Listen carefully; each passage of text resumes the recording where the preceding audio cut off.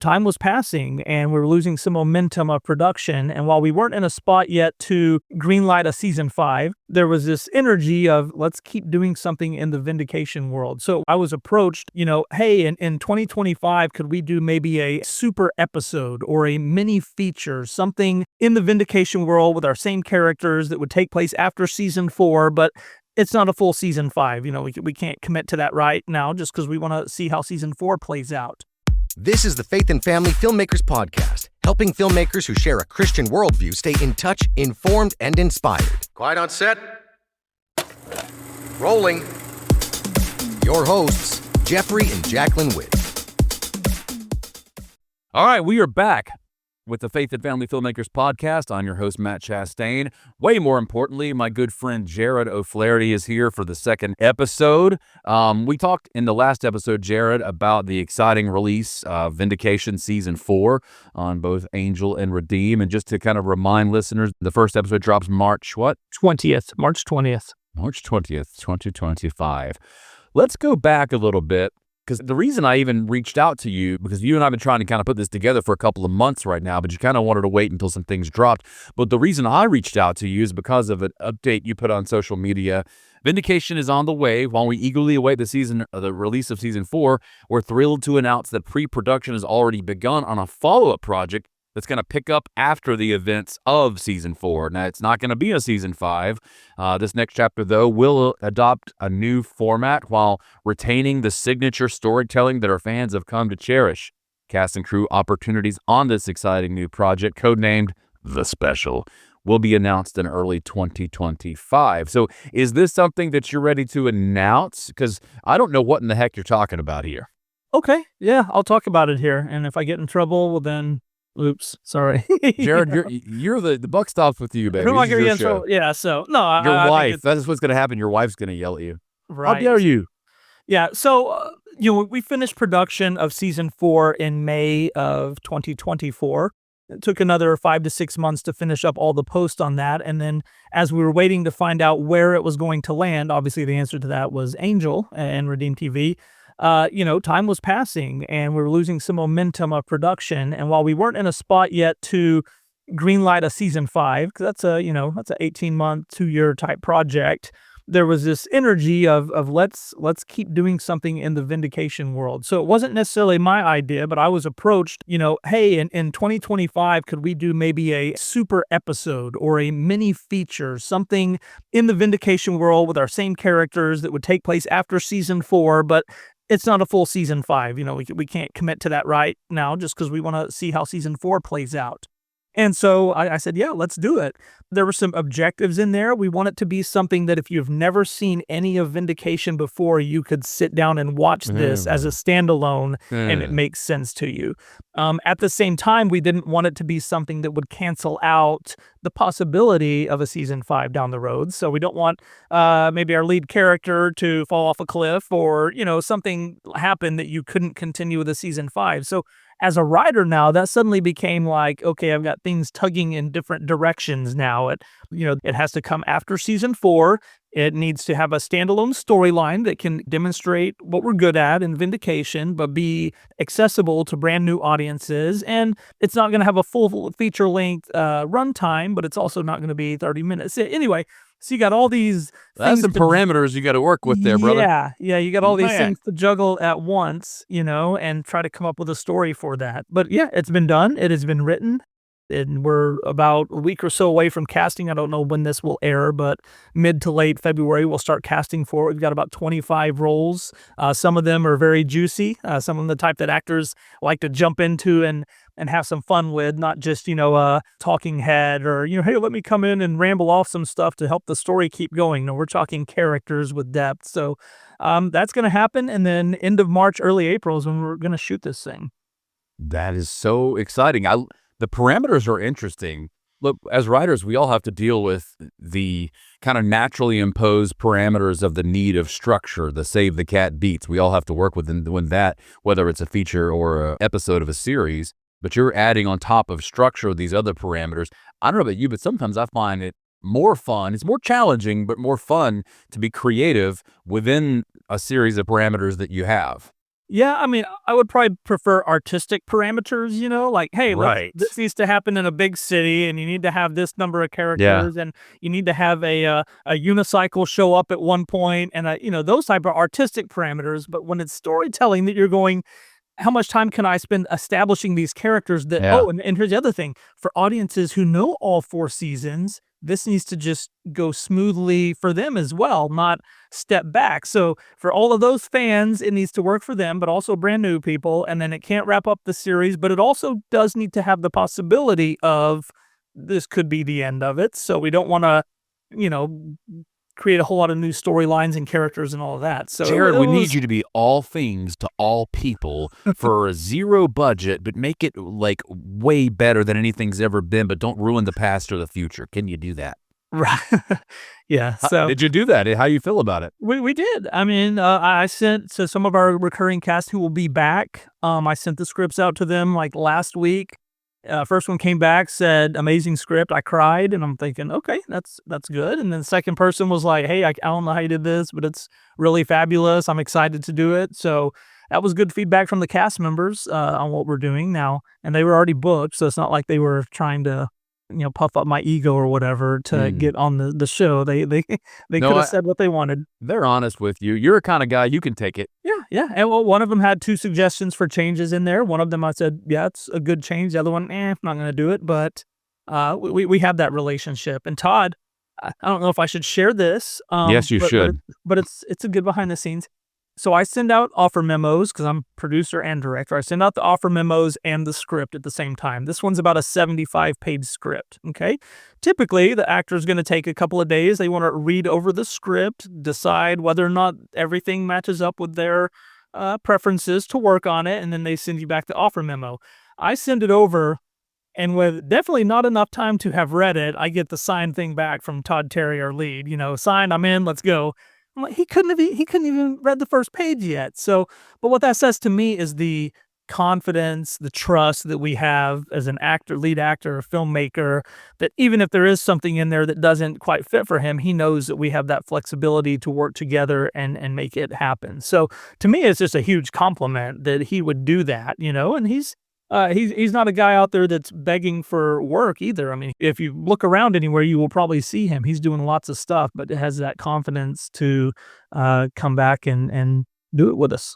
I haven't spoken in person to Todd that much, but we've spoken a little bit here and there online, and what he did does not surprise me a bit, because when we have spoken, he has expressed nothing but total confidence in this series, a total love for the role, total love and trust of you as a writer, director, producer, janitor, editor, forklift operator, all things Jarod. So yeah, that doesn't surprise me at all.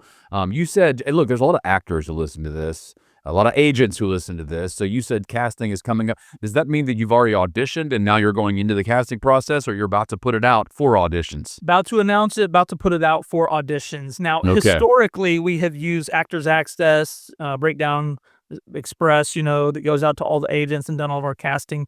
We're actually launching a new platform around the same time that will be used for this. And so we will have it on all of our social media for people that want to jump in, free accounts for actors to set up their profile. So it's not a money grab or anything, but a new platform that I think improves on a lot of the things missing in the stuff that's out there. If you said a lot of actors watch, one of the things that's really cool about this new platform we're doing is that as an actor, when you submit for something, you kind of have a tracker to see how far along you are in the process. If your submission gets tagged for, possibly to be taped, you get to see that. If you're dismissed, they're no longer in contention, you see that as well. So instead of this open-ended, are they still thinking about it? Have they cast? What's going on? You can actually see if it's still in contention or if you've been moved on to the final round, which I think is good for actors to know how they're doing. Where am I at in the process? Did I get a fair shake? Did I get a fair chance? And so to me, that's one of many things that has me very excited about it. That is amazing news. I'll tell you that as an actor, is that obviously we can't bugged a producer. Not every actor on your list can bug you to determine whether or not they're no longer in contention. And you can't email everybody, or text, call, email, tell them they're not in contention anymore. But sitting around wondering, am I going to get a phone call or not, is kind of a miserable experience. So I absolutely love that about Or even this new have they platform. watched my tape yet? Did they even watch my tape? Did they, Yeah. did they look at it? Did they see Yes. it? Okay, they did. Did I get moved on to the next round of consideration, or was I, cut out at the beginning? So Amen. I look forward to the role that I'm sure you've written for a middle-aged, white-bearded, kind of sort of smart aleck, sort of obnoxious but lovable character that I'll audition for. So I can't wait to find that role in there, and then I'll track my way all the way through. and man, if we do a season 5, we will have to make that happen. If And or when? Come on, bro. I'm an if guy. I'm always I always leave the door open. I'm not Well, one the that demand's goes- going to be there because people love this series. I think what's going to happen when it comes out, especially on Angel, they have a pretty good Especially on audience, a Angel. pretty good following. People are Yep. going to watch the first 3. They're going to get hooked. And then season 4. And then as soon as the credits roll in the final episode, what's going on with season 5? So I have a hard time thinking they're going to watch and go, yeah, that was enough. Let's move on to something else. I agree. And what you should tell everybody is, look, don't bug me about when season 5 is coming out. Talk to Angel. Bug those guys, Exactly. right? That's the same thing. Yeah, that's what I'll say. They've asked me to do kind of some promo clips for the guild and stuff. Yeah. And I'm like, I'll do them, but I'm talking about season 5 the whole time. 100%. Yeah. I was just Well, saying, look, that leads me into another whole topic here is that, like, you can wear all the hats you wear. And I don't think there's very few people other than maybe Trey Parker and Matt Stone with South Park who probably have as many hats to wear and as much kind of control over their product, a product that's at this level. But distribution is one that you can't be everything. And so you are relying upon distribution. You probably had your challenges, but everybody has challenges in distribution. And so it's nice to have some distribution partners that have helped you get this far, because I'll tell you this, it's rare that an indie succeeds in a feature. But I don't know of many other examples where an indie succeeds as a series like this one has. And I guess a lot of that's just about finding the distribution. So I don't know how you crack the nut. Can you tell me how you crack the nut on this? I wish there was a formula that I could share so that way I could go do it again with a few other projects. But I really don't know that one is. People Credit of to faith God. would- That's it. God's my That's what I was about to distributor. say. People of faith would understand what prayer can do Mhm. when the unexpected or the unbelievable suddenly becomes reality. So there's been a lot of that along the way for Vindication. And like you said, it shouldn't happen. It shouldn't be here. Our first episode, our pilot episode, that wasn't a pilot, it was a short film, made it for $15,000, right? Mhm. And that was, half of it was volunteers on there. We were going to do festivals for about a year and then put it online, move on. And yet now here we are, we've finished a 4th season and about to work on something else. I want to say it comes out runtime to around 11 to 12 feature films is the runtime of all of this that we have done, that just started again with $15,000 in a short film. So Again, I'm not trying to blow smoke for you or anything like that, or put you on some kind of an idolized pedestal. It's God. But I will say to people listening, you're not going to stumble upon this kind of luck. The only reason I think it happened is because Jarod is able to do all of these things and do all of these things well, while still being able to attract brilliant artists and filmmakers to work alongside of you. That's how I see it from the outside looking in. You've used words in this podcast and the previous one of brilliant and genius and all those kind of things, which I appreciate. I don't mind hearing them. You can throw in a few more of those if you want to. I don't mind. No, I would never say those to you privately. You know that. Exactly. But I think, and I hope that when people meet me, when they hear me on a podcast like this, the few times I get a chance to speak, that they go, this Jarod kind of comes across as the most average, just regular guy out there. You are. Good. You Yeah. are. Thank you. Yeah. Thank you. He doesn't come across as this brilliant or this artistic or it's just feels like a regular dude, who's just, but yet look what has happened, what God has done with this. And again, surrounding myself with great people, who are gifted and passionate about what we are doing. So, but I like that. I want that. I don't want people to go, oh, this guy's I could never do what he's doing. Instead, I want to be like, he's not even as good as me. So if Well, he's it's not doing about it, you then why being so can't great I? at all these So- things. It's about you having to, right? That's what it is. You've done the work and you've put more into this than I think most people are willing to put into anything. That's the thing, is you've been willing to do it. When we put together the meetups, we wanted to be very strategic with the approach, thinking about the obstacles. Where are those things that would actually make the greatest impact? I just wanted to say thank you, Jacqueline. You guys having everything so organized. I went on the website last week. I was able to sign up. All the instructions worked. Everything was seamless. And I have not had an experience where it's been this seamless ever. Also, I've already met some amazing people on this, and I love the format. You teach us a little bit, and then we go into a separate group with just a few people. It takes away some of the anxiety if anybody has anxiety about speaking in a large group. And also, I've gotten to really know people beyond just that's your name and your face. And some people I knew already, which is also great because there's so many people here from the industry that just have amazing experience in all areas. I've met writers, I've met actors, I've met producers. Today, I was with somebody in a room who actually does editing, and that was such a great perspective. Join us on Thursday mornings for our FAF Association meetings. We've got networking opportunities, masterminds, and more. Find the schedule on our homepage at faffassociation.com or find the link in our show notes. Yeah, it's not without sacrifice. I see some of these guys that are single guys, or maybe they're married and they got one kid or something. I have 5 children in my family. The oldest is, well, I still call it children because it's my daughter, but she's 20, and then the youngest is 2, and then I've got others mixed in between. Like, that's a lot of responsibility, a lot of work, And my wife, she works in the home, not outside the home. So as far as the finances and all that sort of stuff, we're not a family that just has everything. I don't have a trust fund that feeds us or anything. So it's very much a battle with lots of sacrifice and lots of work. And I just think back, man, imagine those single guys, like, don't have the family. They don't only have to provide for themselves. They could work 20 hours a day, and get all this stuff done. And yet here I am wearing all these hats on top of. And you still got to go to soccer games. The other responsibilities. Yeah. And then change diapers. I'm still changing diapers right now. So at your age, bro, I don't know how you do that. I couldn't start over. Thank God. My youngest is 8, but at 40, you're saying you're 42 now? Yes. Still changing diapers. Bless you. Well, that's okay. We'll have baby 6 and 7 come along pretty soon, and you'll be pretty experienced in diaper changing. My wife will not like you if I share that you mentioned that. Hey, man. She likes you when I say Matt Chastain. She goes, oh. If I tell her you said that, she goes, oh. No more. There was some movie about the Clampetts and the Hatfields and McCoys, or whatever, not Clampetts, Hatfields and McCoys. And I remember the guy comes home from the Civil War, and his wife looks at him. She's like, I cannot bear another birth. It feels like that sometimes. But hey, you're populating the world with wonderful kids who are going to be raised in the right way. So, and if I may, as we speak of one of my children, just within the past week, we were having a family conversation in the kitchen. I can't remember the topic exactly.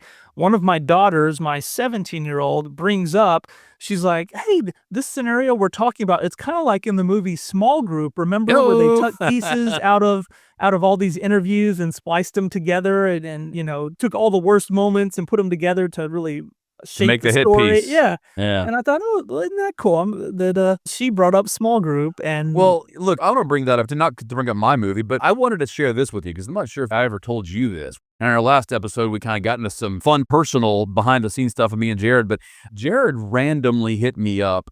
And I know that God was involved because it was probably at the best time he ever could have hit me up. It was Halloween of 2020. And you know how the world is locked down in 2020. And I'm a very claustrophobic person. And so all that went on in 2020 really gave me a lot of stress. I'm not the kind of person who you give rules to. And even if I'm not going to debate whether or not a lot of those rules were good or bad, or Jeff and Jacqueline will beat me with a stick for talking politics. I will say that it was just a very, very uncomfortable world for everybody, but it was probably worse for me too, because we were still trying to get Small Group put out. It was a struggle. We had some fraud happen that cost us all this money and possibly the release. It was just a bad time. And I remember I took my family camping in an RV for Halloween, and Jarod hit me up and said, man, I want to talk to you. And he reached out and said he had enjoyed the movie and that he had this project and wanted to perhaps bring me in on it. And it could not have come at a better time for me, for someone whom I respect, to reach out and go, hey, man, I respect your work as well.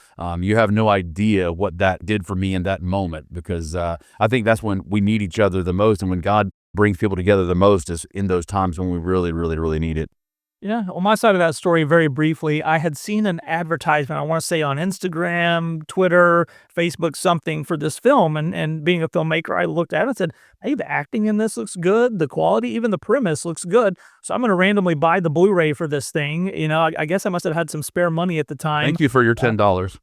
Yeah. I think that's about the only time I've ever done that. Anyway, I get it, bring my wife in, we all sit down to watch it and just really enjoyed the movie. And I remember thinking as I'm watching, I have no business being in filmmaking because this is so good and my stuff is like not even close to it. It was between seasons 1 and 2. That's and so crazy. Credits roll, I'm going, who wrote this? Who created it? And then I see it's Matt Chastain. I'm like, well, that was one of the actors. That was one of the guys who was in this, But I mean, it was not encouraging. It was, to me, a little deflating because it was so well done, so well put together. So I, did the look up on Facebook. Okay, seems like a regular guy. And that's where the message went, just because I was so impressed with the storytelling. And when we went through the process of the episode you did for Vindication after that, I learned a lot from you about storytelling, about writing. The one that sticks out the most is how you told me in the scripts, you don't want stuff to be so-and-so is this or is that. If the word is there, you want to minimize that. So anytime now, season 4, when I'm writing Vindication, when those is lines start creeping in, I'm like, oh, Matt would get mad if I got that. Is not an action. Is not an action. Yes. Now, do they get left in occasionally? I'll sprinkle in 2 or 3 that where they're needed. Yeah. I looked at some Hollywood level professional scripts of series, and they have them in there as well. So, yeah. But to minimize it is a great thing for writers as a technique to make sure your writing is quality instead of just is for all these stories. Well, I appreciate it. Well, look, man, I'm humbled to hear that. One of us is entering into season 4 and about to have a mid-level season 5, and we'll probably go on to season 5. So I would say that your feeling of despair was unjustified completely because you've done so well. Your writing is absolutely brilliant. The show Vindication is absolutely brilliant. I mean, it's one of everybody's favorite within the kind of the faith. I don't want to say faith-based, but faith-friendly genre. So, man, I can't wait to dive into season 4. You got a link you can send your boy just so I can go ahead and get a teaser. I won't share it with nobody, probably. I like to protect the integrity of the story at all costs, and for that reason, Todd Terry has not seen season 4 yet. So good. That's the answer I wanted, by the way. Yeah, so I don't know that I can share it with others. Good for you. Good. I'm going to fly to Dallas, and we're going to go in your office, and I'm going to watch it with you. That's what we'll do. You do that, we can watch. We'll consider that a creative review session. There you go. Jarod O'Flaherty, my old friend, my good buddy. Hey, thank you for taking some time out of your crazy busy schedule for joining us on the Faith and Family Filmmaker podcast. And man, I like everybody else, cannot wait for season 4, and we can't wait for this special project coming out afterwards. So just can't thank you enough, brother. Yeah, no, I appreciate being on here, and hopefully we get to do this again a couple years down the road and we're talking about other projects or season whatever, and I mean, good things have happened. Season 9 of Vindication. I want the scoop on that. Thanks for listening to the Faith and Family Filmmakers podcast. If you've been enjoying this podcast, take a moment to follow or subscribe on your favorite podcast player so you don't miss an episode. And if you'd like to support the production of this podcast, you can leave a tip at faffpodcast.com/support. Bringing filmmakers together for faith and family.